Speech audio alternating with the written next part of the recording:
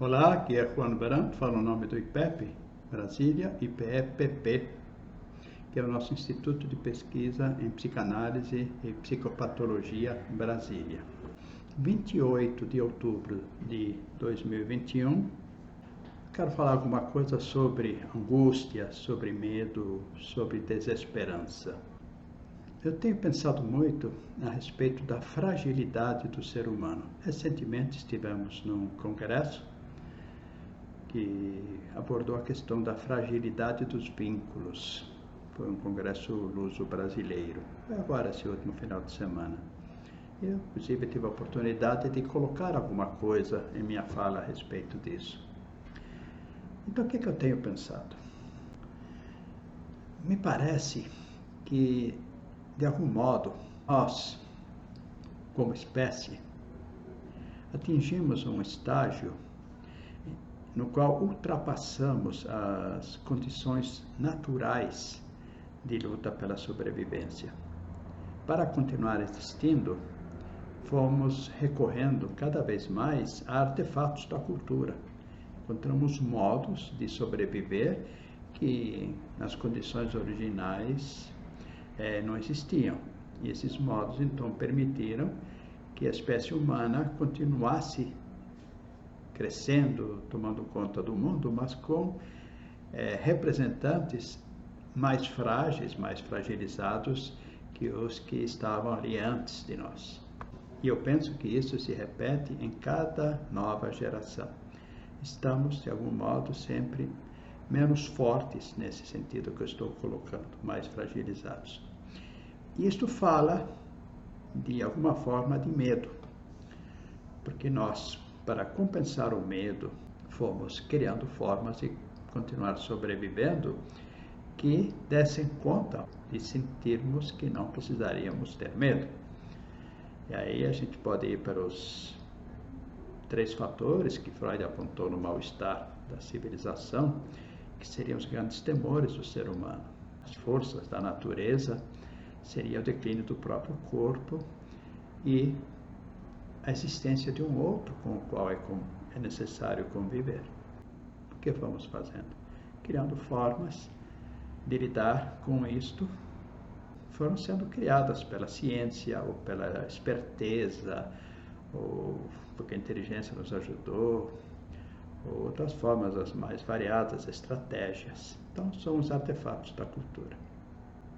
Eu penso também, e isto vai ser bem darwiniano, né? Vem de Darwin, que são as espécies mais preparadas que sobrevivem. Então eu penso que nós estávamos mais preparados, não como naquilo que somos um mamífero, e sim naquilo que somos seres falantes, seres inteligentes, que puderam desenvolver estratégias e criar coisas para continuar sobrevivendo. Então, por outro lado, eu penso também como um psiquiatra húngaro chamado Zondi, que trabalhou muito com pesquisas de família a respeito de certas tendências em patologias dentro de certos núcleos familiares em que se percebia que a carga genética era extremamente importante. Ele conclui que existe uma aproximação por características genéticas. Daí você poderia pensar que até aquele chamado amor à primeira vista teria uma carga genética que leva a isso. E o Zondi, inclusive, aventa que o próprio incesto tem a ver com carga genética. Então, são os genes que se aproximam. As pessoas pensam que elas desejam, mas seria a carga genética que reconhece uma outra carga genética que se atraem mutuamente. Se a gente coloca, então, esse aspecto da carga genética e pensando que nós nos fragilizamos e que usamos sempre mais artefatos, nós poderíamos dizer que hoje somos seres bem mais fragilizados que antes e temos ainda cargas genéticas fragilizadas, evidentemente, e que buscam suas cargas semelhantes, então estaremos sempre formando vínculos mais frágeis em algum sentido. E com isso, teríamos uma perda importante das nossas qualidades para lidar com os 3 fatores que Freud enumerou, mas sempre compensados pelos artefatos da cultura. Só que, por outro lado, eu esqueci de dizer que esses artefatos da cultura também criaram coisas extremamente danosas. E aí nós temos, por exemplo, os alimentos.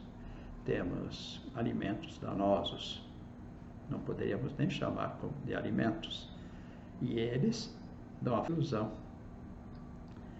Temos as drogas, cada vez mais elaboradas, nos causam uma ilusão.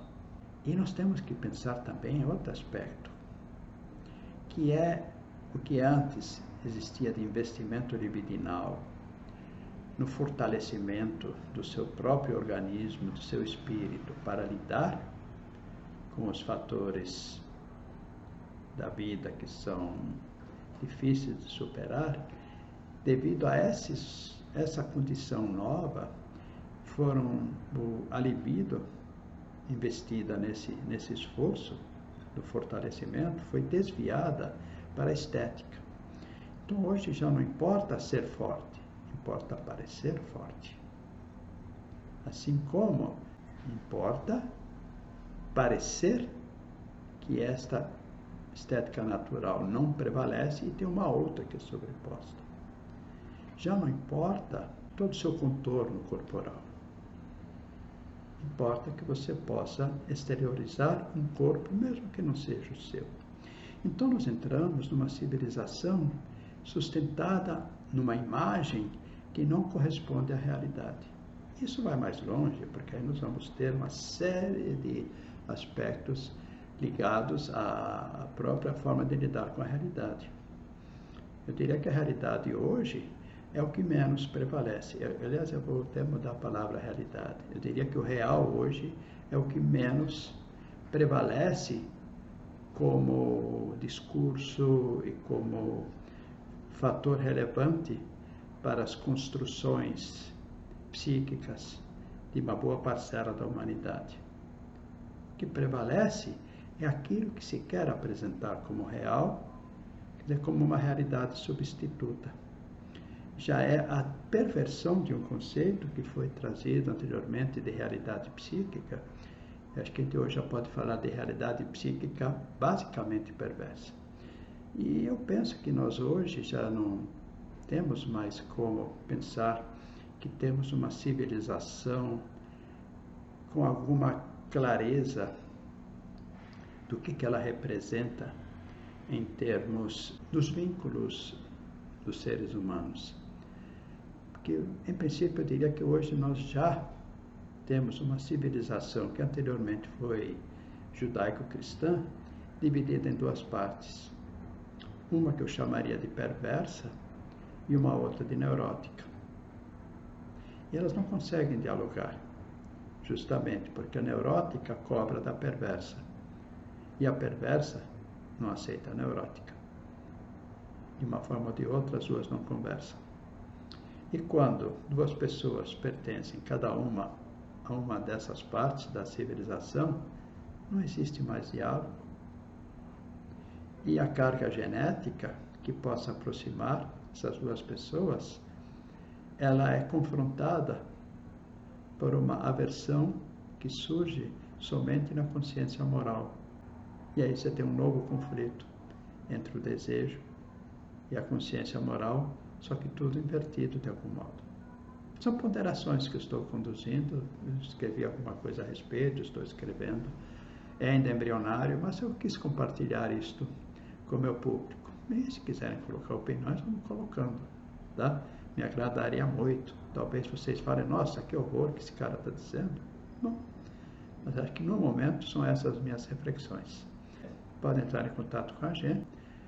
Nosso site é psicanálise-ipepp.com e o nosso e-mail psicanálise.ipepp@gmail.com. Estamos aqui à disposição.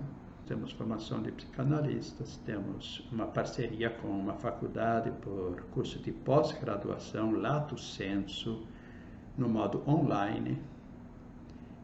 Temos atendimento clínico e estamos iniciando agora um grupo terapêutico de orientação psicanalítica. Estamos aceitando inscrições. Obrigado, um bom dia.